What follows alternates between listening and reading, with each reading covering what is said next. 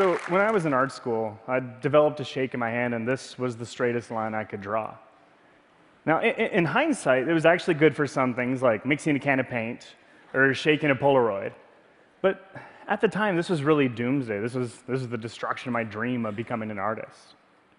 The shake developed out of really a single-minded pursuit of pointillism, just years of making tiny, tiny dots.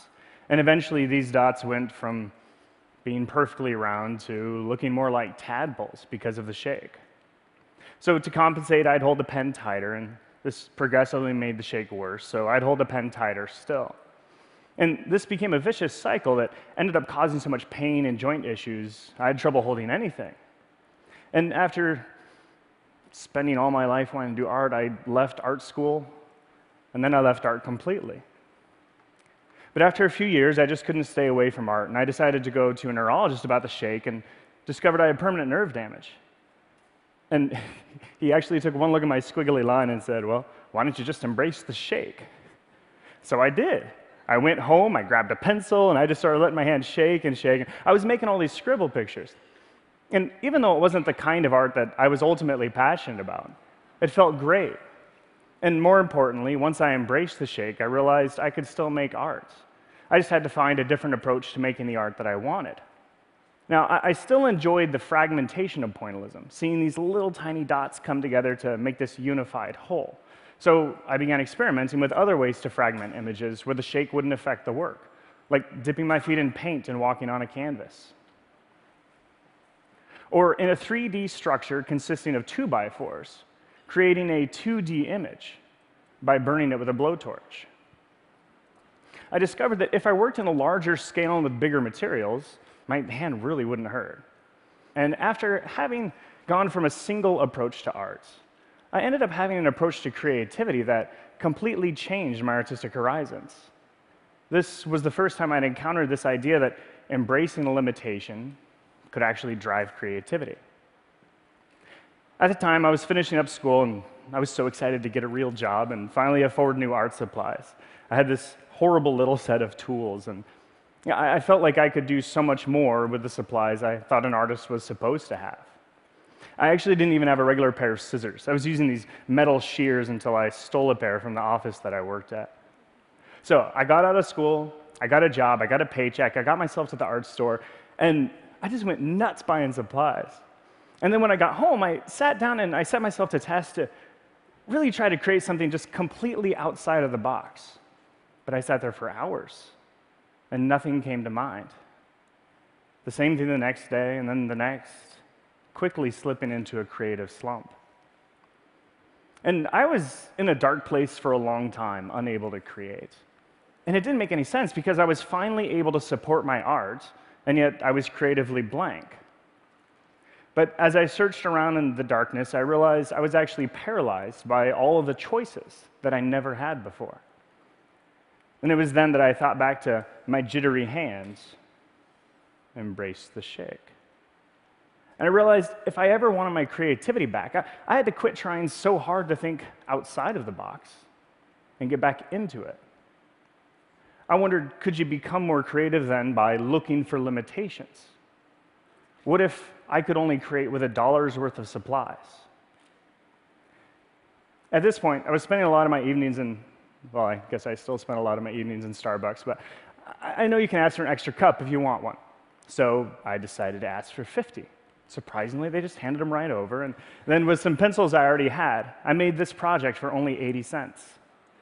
It really became a moment of clarification for me that we need to first be limited in order to become limitless. I took this approach of thinking inside the box to my canvas and wondered, what if instead of painting on a canvas, I could only paint on my chest? So I painted 30 images, one layer at a time, one on top of another, with each picture representing an influence in my life.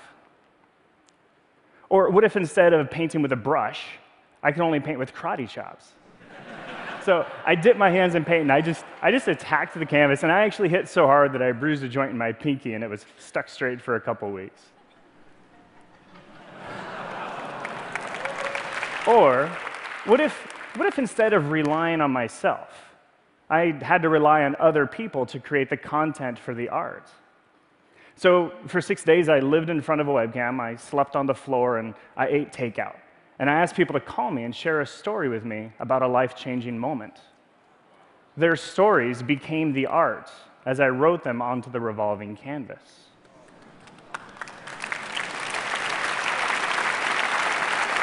Or, what if instead of making art to display, I had to destroy it? This seemed like the ultimate limitation, being an artist without art. This destruction idea turned into a year-long project that I called Goodbye Art, where each and every piece of art had to be destroyed after its creation. In the beginning of Goodbye Art, I focused on forced destruction, like this image of Jimi Hendrix, made with over 7,000 matches. Then I opened it up to creating art that was destroyed naturally. I looked for temporary materials, like spitting out food, sidewalk chalk, and even frozen wine. The last iteration of destruction was to try to produce something that didn't actually exist in the first place. So I organized candles on a table, I lit them and then blew them out.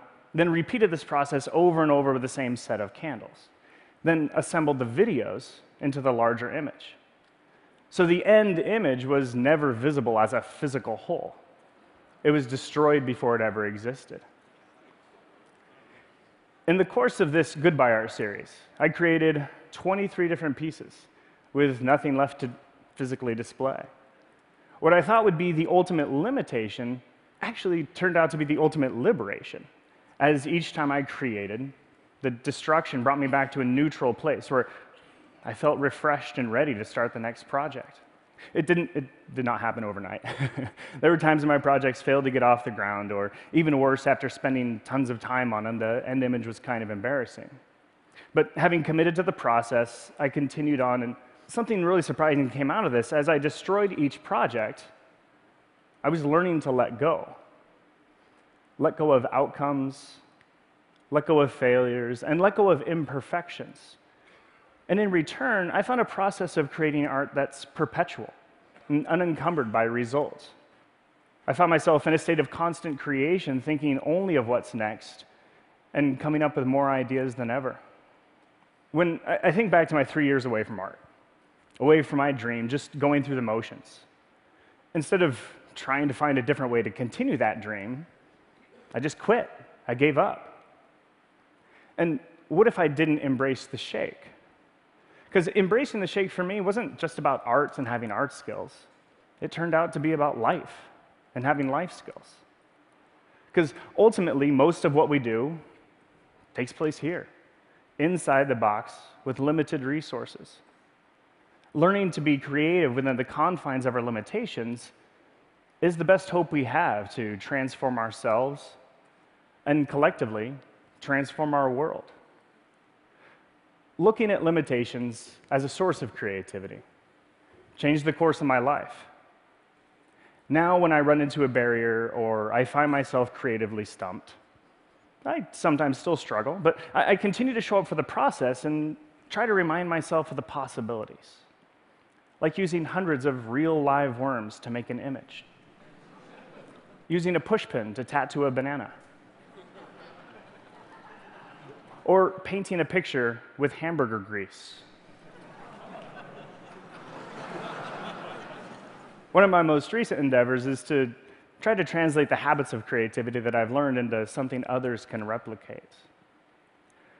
Limitations may be the most unlikely of places to harness creativity, but perhaps one of the best ways to get ourselves out of ruts, rethink categories, and challenge accepted norms. And instead of telling each other to seize the day, maybe we can remind ourselves every day to seize the limitation. Thank you.